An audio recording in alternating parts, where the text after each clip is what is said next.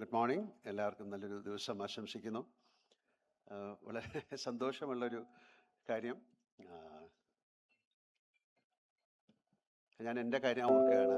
ഞാൻ ആദ്യമായിട്ട് സിനിമയിൽ അഭിനയിക്കാൻ വന്നതും എത്ര വർഷം, 48 വർഷം മുമ്പാണ്. പക്ഷെ അന്നൊന്നും ഇങ്ങനത്തെ കാര്യമൊന്നുമില്ല. അഭിനയിക്കാൻ വന്നു, അഭിനയിച്ചു, അടുത്ത സിനിമയായി. പിന്നെ മഞ്ഞയിൽ വിരിഞ്ഞ പൂക്കളിൽ ഒരു ഓഡീഷന് പോയി. അപ്പോൾ അത്തരം കാര്യങ്ങളൊക്കെ ആലോചിക്കാൻ ഞാൻ ഒരിക്കൽ പോലും വിചാരിച്ചില്ല എൻ്റെ കുട്ടികൾ സിനിമയിൽ അഭിനയിക്കുമെന്ന്. കാര്യം അവർക്ക് അവരുടേതായിട്ടുള്ള ഒരു പ്രൈവസി ഉണ്ട്, അവരുടേതായിട്ടുള്ള പിന്നെ നിശ്ചയങ്ങളുണ്ട്. അതിനെല്ലാം സമ്മതിച്ച ഒരാളാണ് ഞാനും ശുചിയും. വളരെ കാലത്തിന് ശേഷം അപ്പു ഒരു സിനിമയിൽ അഭിനയിക്കാൻ അവന് തോന്നി. ഞാൻ 6ാം ക്ലാസ്സിൽ പഠിച്ചുകൊണ്ടിരുന്നപ്പോഴാണ് ബെസ്റ്റ് ആക്ടർ ആകുന്നത്. അതുപോലെ തന്നെയാണ് അപ്പുവും 6ാം ക്ലാസ്സിൽ പഠിച്ചുകൊണ്ടിരിക്കുമ്പോഴാണ് ബെസ്റ്റ് ആക്ടർ ആകുന്നത്. 10ാം ക്ലാസ്സിൽ പഠിക്കുന്ന സമയത്ത് ബെസ്റ്റ് ആക്ടറായി. അതുപോലെ അപ്പുവും 10ാം ക്ലാസ്സിൽ പഠിക്കുന്ന സമയത്ത് ബെസ്റ്റ് ആക്ടറായി. മായ ആ സ്കൂളിൽ ഒരുപാട് നാടകങ്ങളിൽ അഭിനയിച്ചു, ബെസ്റ്റ് ആക്ട്രസ്സൊക്കെ കിട്ടിയിട്ടുണ്ട്. അപ്പം ഇത് എങ്ങനെയാണ്, ഞാനും ഒരു സിനിമയിൽ അഭിനയിക്കാനോ അങ്ങനെ നടനാകണോ എന്നൊക്കെ ആഗ്രഹിച്ച ഒരാളല്ല. അതൊരു കാലത്തിൻ്റെ നിശ്ചയം പോലെ സിനിമയിൽ വന്നു. എന്നെ എൻ്റെ കൂടെയുള്ളത് ഇവിടെ ഇരിക്കുന്ന നിങ്ങളൊക്കെ തന്നെയാണ്, ഇരിക്കുന്ന ആൾക്കാർ തന്നെയാണ് ഒരു സിനിമ നടനാക്കിയതും ഇത്ര നാൾ കൊണ്ട് നടന്നതും. 48 ഇയേഴ്സായി. അതുപോലെ എന്തെങ്കിലും ഒരു ഡിസിഷൻ ഉണ്ടാകും, ഒരു പ്രീ ഡിസ്റ്റൈൻഡ് എന്നൊക്കെ പറയുന്നതിൽ ഞാൻ വിശ്വസിക്കുന്നു. ഞാൻ എൻ്റെ മകളുടെ പേര് പോലും വിസ്മയം എന്നാണ് ഇട്ടിരിക്കുന്നത്. വിസ്മയ മോഹൻലാൽ എന്നാണ്. കാര്യം എൻ്റെ ജീവിതത്തിൽ സംഭവിക്കുന്നതെല്ലാം വളരെ വിസ്മയമായിട്ടാണ് ഞാൻ കണക്കാക്കുന്നത്, ഒരു ആക്സിഡൻ്റായിട്ടാണ്. മായയ്ക്കും അതുപോലെ പെട്ടെന്ന് കുട്ടി ഒരുപാട് കാര്യങ്ങൾ പഠിച്ചാണ്. അപ്പം ഒരു സിനിമയിൽ അഭിനയിക്കണം എന്നൊരാഗ്രഹം പറഞ്ഞു. അപ്പം അഭിനയിക്കണം എന്നാഗ്രഹം പറഞ്ഞാൽ നമുക്കതിനുള്ള എല്ലാ സൗകര്യങ്ങളും ഉണ്ട്. സിനിമയിൽ അഭിനയിക്കുക എന്ന് പറയുന്നത് അത്ര എളുപ്പമുള്ള കാര്യമല്ല. പക്ഷേ ഞങ്ങൾക്ക് അതിൻ്റെ ഒരു പാരഫെർനാലിയ ഉണ്ട്, ഞങ്ങൾക്ക് പ്രൊഡക്ഷൻ ഹൗസ് ഉണ്ട്, ഞങ്ങൾക്കത് വളരെ വർഷങ്ങളായിട്ട് നടത്തിക്കൊണ്ടുവരുന്ന ഒരു കമ്പനിയുണ്ട്, ആൻ്റണി പെരുമ്പാവൂരുണ്ട്. അതിനൊരു വലിയ സപ്പോർട്ടുണ്ട്. അപ്പം അങ്ങനെ നോക്കിയപ്പോൾ അങ്ങനെ ഒരു സബ്ജക്റ്റ് കിട്ടി. അപ്പോൾ അതിലാ കുട്ടി അഭിനയിക്കാൻ പോകണം. അതിൻ്റെ പേര് തന്നെ തുടക്കം എന്നാണ്. ഇത് സിനിമയിൽ അഭിനയിക്കുക എന്ന് പറയുന്നത് അത്ര ഈസി ആയിട്ടുള്ളൊരു കാര്യമല്ല, എല്ലാവർക്കും അറിയാം. അതിന് ഭാഗ്യം എന്ന് പറയുന്നത് അതിൻ്റെ ഒരു വാക്കിൽ ഉപരി നമുക്ക് കൂടെ സഞ്ചരിക്കുന്ന ഒരുപാട് നല്ല ആൾക്കാരുണ്ടാവണം. നല്ലതെന്ന് പറയുന്നത് മോശം എന്നുള്ള രീതിയിലല്ല, നമ്മളെ സപ്പോർട്ട് ചെയ്യാൻ. എൻ്റെ കാര്യം, എനിക്ക് ഒരുപാട് ആൾക്കാരുണ്ടായിരുന്നു, എൻ്റെ കോസ്റ്റാഴ്സ്, എൻ്റെ കൊളീഗ്സ്, എൻ്റെ ഡയറക്ടേഴ്സ്, എൻ്റെ സ്ക്രിപ്റ്റ് റൈറ്റേഴ്സ്, എന്നെ ചേർത്ത് പിടിച്ച് മുന്നോട്ട് നയിക്കുന്നവർ, എൻ്റെ വീഴ്ചയിലും ഒക്കെ എന്നെ സപ്പോർട്ട് ചെയ്യുന്ന ആൾക്കാർ. അങ്ങനെ ഒരു വലിയ ഒരു കോൺഗ്രസ്, ഒരു സംഘത്തിൻ്റെ കൂടെ സഞ്ചരിക്കുമ്പോഴാണ്. അല്ലാതെ തനിച്ച് നമുക്ക് ഒന്നും നേടാൻ സാധിക്കില്ല.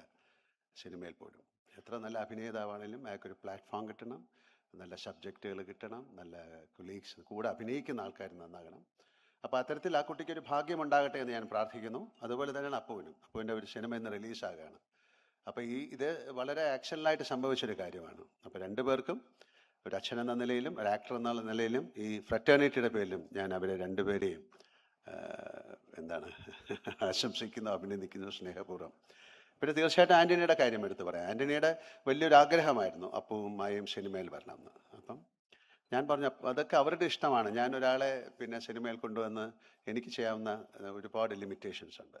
ദേ ഹാവ് ടു പ്രൂവ്, അല്ലേ? അവർ തന്നെ സ്വന്തമായിട്ട് അവരുടെ കഴിവ് തെളിയിച്ച് മുന്നോട്ട് പോകാനുള്ള ഒരു ഇന്ധനം, ഒരു കാറ്റലിസ്റ്റായിട്ട് എനിക്ക് പ്രവർത്തിക്കാം. അപ്പം അതുകൊണ്ടായിരിക്കാം ആദ്യം എന്നൊരു സിനിമ അപ്പുവിനെ വെച്ച് ആൻ്റണി എടുക്കാൻ തീരുമാനിച്ചത്. ഇതുപോലെ തന്നെയാണ് തുടക്കം. എന്തായാലും വളരെ സന്തോഷം. ഇവിടെ വന്നെത്തിയ എല്ലാവർക്കും എൻ്റെ ഹൃദയത്തിൻ്റെ ഭാഷയിൽ ഞാൻ നന്ദി പറയുന്നു. ഞാൻ ഒരാളെയും കൂടെ ഈ സ്റ്റേജിലേക്ക് വിളിക്കാൻ പോവാണ്. ഈ സിനിമയിൽ വളരെ പ്രധാനപ്പെട്ട കഥാപാത്രം ചെയ്യുന്ന ഒരാളാണ്. മറ്റാരുമല്ല, ആൻ്റണിയുടെ മകനാണ്. മോനെ കം. അദ്ദേഹം അവിടെ വിളിച്ചിരിക്കുകയാണ്. അപ്പോൾ ഇതൊരു കുടുംബ ചിത്രമായിട്ട് മാറി എന്നുള്ളതല്ല ഞാൻ പറയുന്നത്. ഇതും ഒരു വളരെ ആകസ്മികമായിട്ട് സംഭവിച്ച കാര്യമാണ്. പിന്നെ ഇതിലൊരു കഥാപാത്രം ഇത് എഴുതി വന്നപ്പം അതിലൊരു കഥാപാത്രമായിട്ട് ചെയ്യാൻ അദ്ദേഹത്തിന് സാധിക്കുമോ എന്ന് ചോദിച്ചു. വേറെ ഒരു സിനിമയിൽ, കഴിഞ്ഞ സിനിമയിൽ ചെറിയൊരു റോള് അഭിനയിച്ചിട്ടുണ്ട്. മോനിപ്പം ദുബായിലാണ്, അവിടെയാണ്. Is A very good football player, നല്ലൊരു മാർഷ്യൽ ആർട്ടൊക്കെ ചെയ്യുന്ന ആളാണ്, ആൻഡ് വെരി നൈസ് പേഴ്സൺ. അപ്പം അങ്ങനെ ഒരുപാട് ക്വാളിറ്റീസ് ഉണ്ട്. ഈ ക്വാളിറ്റി ആണോ സിനിമയിലെ അഭിനയം എന്ന് ചോദിച്ചാൽ അതല്ല, ഇതും കൂടെ അതിന് ആഡഡ് അട്രാക്ഷനാണ്. അങ്ങനെ അദ്ദേഹവും വളരെ ഒരു ലീഡ് റോളാണ് ഈ സിനിമയിൽ ചെയ്യുന്നത്. അപ്പോൾ ആൻ്റണി പറഞ്ഞു, സാറേ ഇത് ആരെ അറിയിക്കണം? നമ്മൾ തീർച്ചയായിട്ടും അറിയിക്കണം, കുറച്ച് കഴിയുമ്പോൾ അറിയുന്നതല്ലേ. പിന്നെ ആൻ്റണിക്കും അതിൻ്റെ ഒരു അഭിമാനം ഉണ്ട്. വളരെ രണ്ടുപേർക്കും മോനും I wish you all the best from my heart, from my family, from the fraternity.